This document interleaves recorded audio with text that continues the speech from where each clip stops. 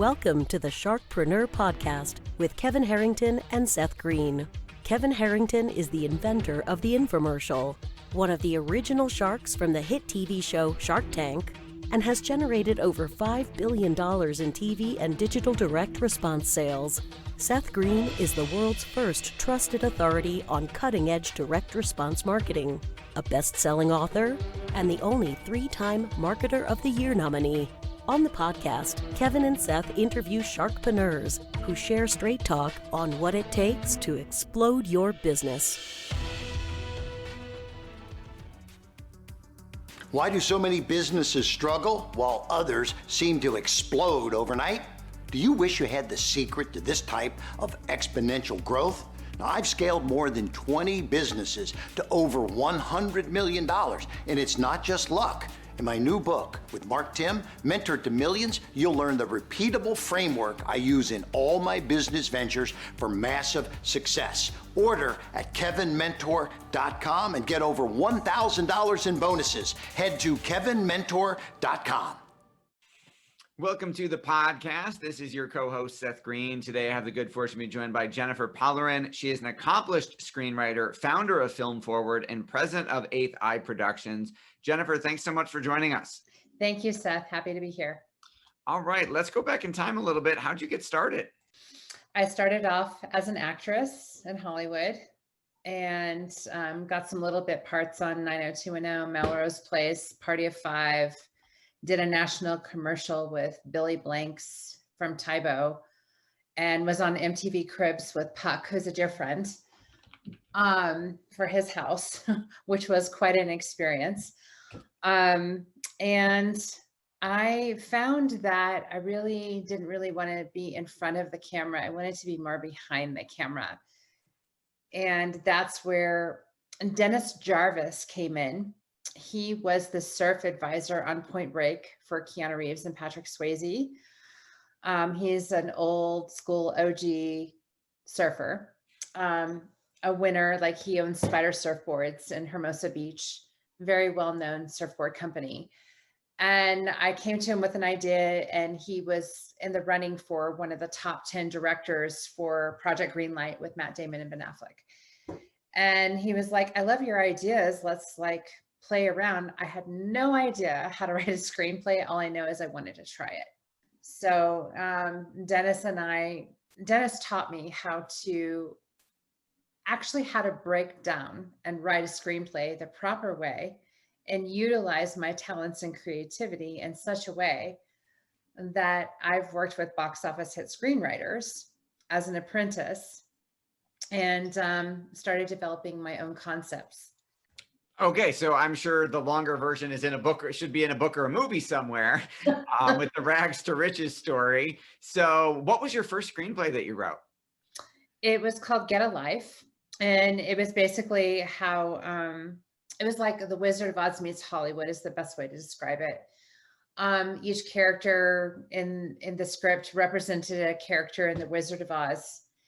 And it was about the whole paparazzi thing and how everything was kind of fake and people just couldn't get a life and they're so obsessed with celebrities. And it was a really great plot. And I had a lot of great feedback on it. I actually took it to the same people. Nick Cassavetes had a group called Fine Arts Entertainment on Camden Drive in the Penthouse in Beverly Hills. And I pitched it to one of the ringleaders. And they were looking for $300 and $400 million budget action films at the time. And this wasn't that, but the feedback that I got from one of the ringleaders was, you're on the cutting edge with your concepts and your ideas, so keep going. And that was a huge win for someone who pitched to some big people. And I manifested this connection in the most amazing way. So I kept going and I ended up giving that script. I had the script handed directly into Keanu Reeves' hands, which was kind of a cool and magical thing. That is incredible. And then you've had quite a storied career since then. Talk a little bit about your journey. So I went on because the whole paparazzi thing was blowing up. I think it was the year 2004, 2005. The paparazzi was just they were getting in people's faces. They were doing things that were like downright dangerous and could cause accidents and livelihoods to be at stake. And I came up with this concept called paparazzi payback, where the celebrities punk the paparazzi. It's a reality show based on the show Punked. And basically what happens is the celebrities would stage some sort of weird, like messed up scenario. Like Winona Ryder at the time was caught for shoplifting. And so I staged a scenario where she would be at the Ivy, where all the paparazzi hang out and all the celebrities hang out, and they're there with their cameras and their telephoto lenses all the time.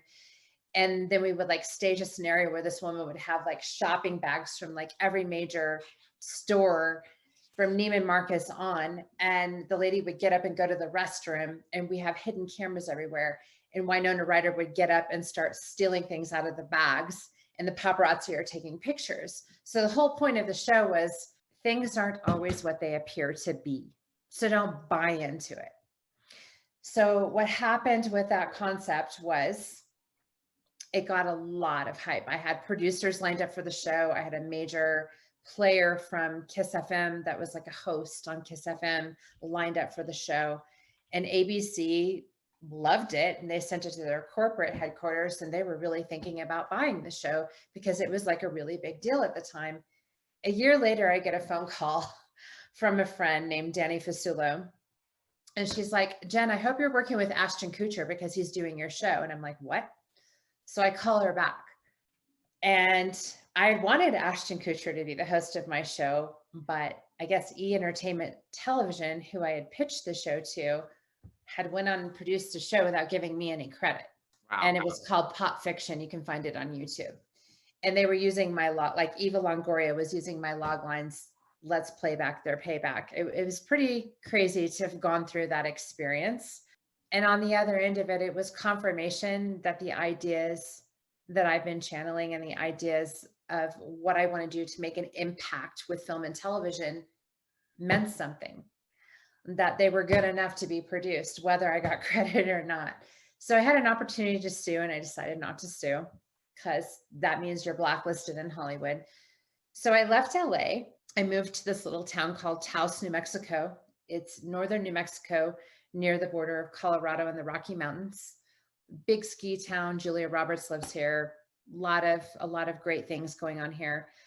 And I met this man named David Garver, and he's an actor. He's been in Sicario. He's been in a lot of big films. And he had done this one-man show called The Age Between Sage and Fool. And it was like, I don't know, 9 or 10 different characters, monologues. He knew that I was a screenwriter. He came to me and he said, will you look at this? Can you turn this into a film? And I said, I could turn one of the characters into a film. So we picked Danny O'Shea, which turned into The Walking Shadow of Danny O'Shea, in which we produced, raised $50,000 for, and filmed here in this little town of Taos, and had like a stellar crew. Like our gaffers and our electricians and our camera people have worked on things like The Lone Ranger. Like they've worked on really big projects. And it was about a former actor that became a hitman, and he performed Shakespeare for his victims. So the best way to describe it would be Boondock Saints meets Macbeth. Okay. And it was pretty much the head of this town. It was kind of a big deal. We had a Grammy Award winner that starred in our film, and we went to film festivals, and it was my directorial debut in film. And it was a great experience. And since then, I've been apprenticed to the box office hit screenwriter, Mark Miller, who wrote A Walk in the Clouds with Keanu Reeves. He also wrote the box office hit Savannah Smiles, and he's done a lot of TV show writing like The Jeffersons and some of the old school stuff. He's 96 years old. My dad, who's a producer and owns a lot of his intellectual property now, and I still are working towards getting one of his films produced. And now I'm at the point where I am one of the co-founders of a company called Film Forward. And we basically service the underdogs of film, like the independent filmmakers that maybe had a film in a film festival. My partner, Karen Criswell, is currently the film liaison for Albuquerque. There's 50 films slated to film in New Mexico, where I live, in 2020. And she's very busy right now. She was formerly the vice president of operations for Steven Spielberg at DreamWorks and Amblin Entertainment. So what we're trying to do is help the underdogs with her genius budgeting and how she's turned $3 million budget films into $1 million. And my writing skills, her producer and my writing skills have combined forces, and we are here helping people to do things on their terms without the studios. So that is an absolutely incredible journey. You've overcome some adversities along the way. What do you think some of the biggest lessons you learned were? Don't give up. Don't take no for an answer. The Wachowskis, who did The Matrix, got 220 no's before they got their first yes. Warner Brothers is probably pretty happy about that, considering the Matrix franchise, and the Matrix 4 is about to come out soon. They just filmed it in Berlin, I believe, and in San Francisco last year, and they're in post-production now. So we know how big that franchise is. Walt Disney got 300 no's before he got a yes from Banks for Disneyland. So I just think of, don't take no for an answer. You believe in your idea, you believe in your project, you just give it all you have, and there's going to be someone that's an angel somewhere along the way that's going to have the contacts or the connections. And that's how it's always worked for me. I've always been led to, my first script that I ever wrote got put into the hands of Keanu Reeves, an A-list actor, without going through agents. So what advice would you give to someone who's starting out now and is starting from scratch? How do they get an agent or a manager in today's day and age? How do they get their writing looked at? What would you tell them if they were starting out? Okay, so this is an interesting question, because as an actress, you have to send your headshots and all the work you've done to tons of casting directors and agents to even be considered. Do you know how I got my first agent? I was waiting tables at a little brewery in Hermosa Beach. I was in my 20s, and this woman seemed sad. So I bought her a round of beers to cheer her up and comped it for her and told her, you seem sad and I just wanted to cheer you up. And she's like, you're so amazing. I am sad. I had someone in the hospital. What do you do? And I said, well, I wait tables, but I'm really an actress. She said, well, I'm an agent. Here's my card. Call me. So to me, it's not exactly scalable.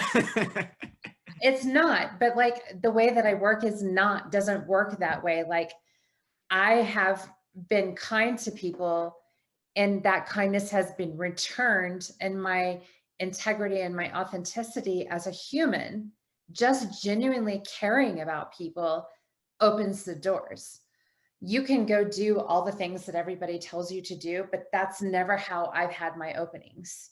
So I feel like just being your true self and being kind to people really opens a lot of doors, and the universe responds to that, and it sends you the magic door openings. And that's what's always worked in my life on every single level. And that's what I trust. I don't trust the standard ways of doing things. They don't work. How has the COVID pandemic affected your business? Well, we had literally launched our business, Film Forward LLC, right the month before COVID hit. And so everything just went to a halt. However, my partner, Karen, has been having these conversations. She's involved in the high level of South by Southwest in Austin. She has tons of connections across the board. She's pitched our idea to many people. The idea and the concept of what we're trying to do here is cutting edge, and it's opening a lot of doors for us. And Taos is really where I live, is opening up. There's a film, an independent feature film coming here and they want to talk to us, and there's other connections that want to talk to us.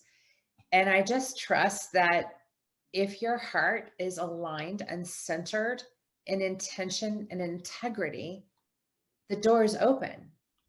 That's just the bottom line. You can like follow all the guidance of what everybody tells you to do online. That has literally never worked for me. It's just being a really kind, caring human has worked for me. That's what's opened doors for me. And it's opened tons of doors. Absolutely incredible. Your passion is obvious. What do you like best about what you're doing?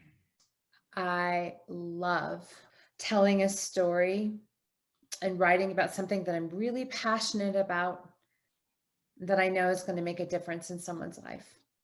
Where do your ideas come from now?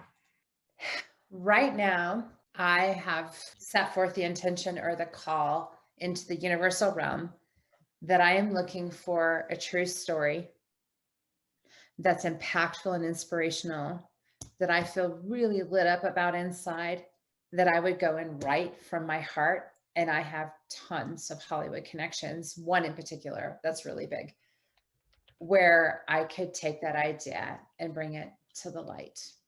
Because this person that I'm aligned with, and I won't say his name, but this person that I'm aligned with is aligned in telling stories that have impact and inspiration in people's lives. And he has huge connections with all the networks that are doing the films right now.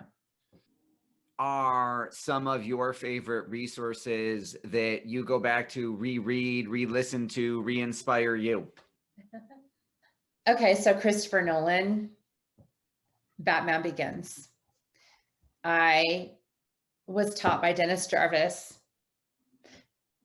if you're going to write a genre film, take your favorite film of that genre, watch it, download the Internet Movie Script database version of the script, and look at the script, look at the movie, break it down beat by beat, and take the beats of your idea and install them using those beats. You don't have to reinvent the wheel. I mean, even Aaron Sorkin, who's one of the top paid screenwriters in Hollywood, he says great writers don't, like, they basically steal outright. Like, I'm not stealing the actual concept, I'm stealing the model. So I hate to use the word steal, but Swipe. we all base our models on somebody else's model that works. Let's just face it. Let's just be real with each other. So the way to write a great script is to look at the model of a script in the genre of what you're trying to create, and create your model based on that model that works. That makes great sense. For our viewers and our listeners who want to learn more about the things that you're doing, where is the best place for them to go to find you? www.filmforwardllc.com. Awesome. Well, we greatly appreciate your time. We know it's incredibly valuable. This has been Seth Greene with Jennifer Pellerin of filmforwardllc.com. Jennifer, thanks so much for joining us. Thank you so much for your time. I really appreciate it, Seth. And thank you to everybody else listening. Thank you for watching or listening. We'll see you next time. Do you need money to fund your idea, product, or service? Are you ready to take your business to the next level, but need capital to get it done? Kevin Harrington has heard more than 50,000 pitches and knows how to help you make the perfect pitch to get the funding for your entrepreneurial dream.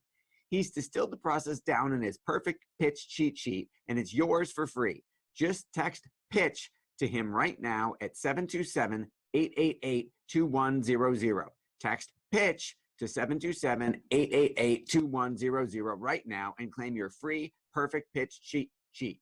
Text PITCH to 727-888-2100 to start funding your dream today. This show has been produced by Market Domination, LLC. To discover how you can have your own show completely done for you and turn it into a real published book and become the authority in your marketplace, go to www.marketdominationllc.com/podcast offer.